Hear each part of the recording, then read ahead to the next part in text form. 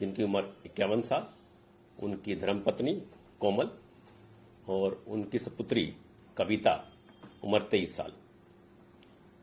इनकी तेज हथियार से गर्दन पर इंजरी पाई जाती है।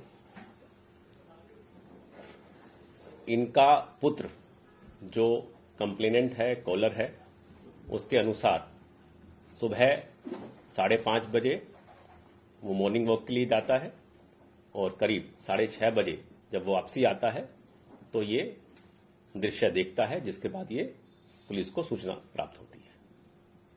बहुत ही संवेदनशील मामला था। पुलिस ने तुरंत सभी पहलुओं की गंभीरता से जांच की। सीन ऑफ क्राइम को गहन अध्ययन के बाद ये देखा गया कि वहां पर कोई भी छेड़छाड़ नहीं थी, कोई सामान की अव्यवस्थित नहीं था, कोई चोरी नहीं थी, घर जैसा था वैसा ही था। डेड बॉडीज बिस्तर पे पाई गई थी और घर बड़ा ही नॉर्मल था। कोई भी फोर्स एंट्री या अनऑथोराइज एंट्री नहीं थी। इससे एक बात जो जाहिर हो रही थी कि ना मामला रोबरी का है, बगलरी का है और ना ही कोई बाहर का व्यक्ति अंदर आया है। इसके बाद आसपास के सभी सीसीटीवी कैमरास की गहन जांच की गई कि उस दौरान कोई इस प्रकार का आने जाने का कोई सूचना आगमन मिलता है या नहीं मिलता है। इस बीच जो मेन कंप्लेनेंट है, जो उनका पुत्र अर्जुन, उनसे और बातचीत की गई, क्वेश्चनिंग की गई कि आप बताइए आपने क्या देखा, कैसे हुआ। तो धीरे धीरे उनके स्टेटमेंट में अलग अलग कंट्राडिक्शन सामने आने लगे। जैसे जैसे कंट्राडिक्शन बढ़ते रहे तो कुछ कुछ बातों का उसने खुलासा करना शुरू किया और अंत में उसने ये कन्फेस किया कि इन हत्याओं के पीछे उसी का हाथ था और उसी ने आज ये तीनों हत्याओं को अंजाम दिया था। मोटिव क्या था? मोटिव इसके पीछे पूछा गया कि पूरी इतनी दर्दनाक घटना को अंजाम देने का, उसके अनुसार उसके फादर आर्मी से रिटायर्ड अफसर थे, एक्स सर्विसमैन थे, तो उसके संबंध अपने फैमिली से और खासकर पिता से काफी खराब चल रहे थे।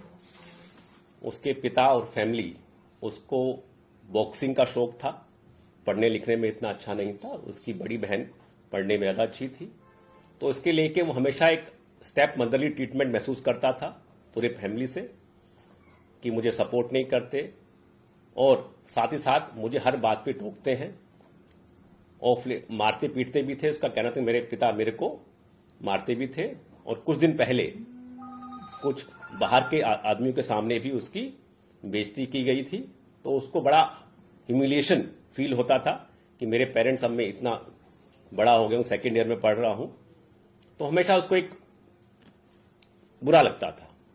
दूसरा सिबलिंग राइवलरी, उसको लगता था कि मेरी बहन को ये तवज्जो देते हैं और उसको कहीं से ये सूचना मिली कि मेरी प्रॉपर्टी जो फादर है वो प्रॉपर्टी भी अपनी बहन के नाम कर रहा है या अपनी बेटी के नाम कर रहा है, तो उससे गुस्सा और बढ़ गया। तो उसी गुस्से के अंदर उसने ये प्लान बनाया कि मैं अब और बर्दाश्त नहीं कर सकता, तो मैं अब इन सबको खत्म करूंगा। उसने 4 दिसंबर का दिन काफी सोच समझकर चूज किया, क्योंकि 4 दिसंबर को उनके पेरेंट्स की, मदर फादर की मैरिज एनिवर्सरी थी। तो उसको था कि इस दिन सब लोग अच्छे माहौल में होंगे और मुझ पे कोई शक नहीं करेगा, तो इसलिए उसने ये दिन बड़ी ही प्री प्लानिंग से चुना था।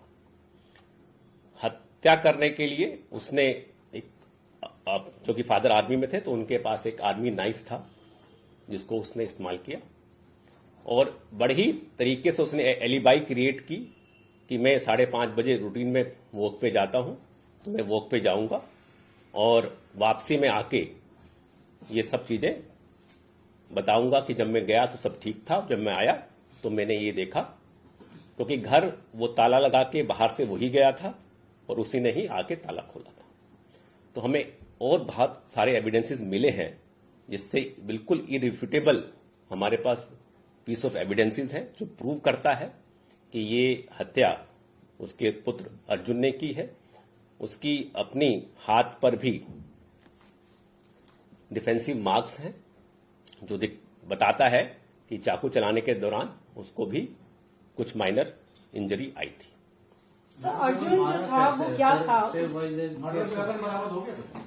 अभी उसकी बरामदगी कर रहे हैं, बट उसने कन्फेस कर लिया है कि सर, वो किस तरीके से मारा?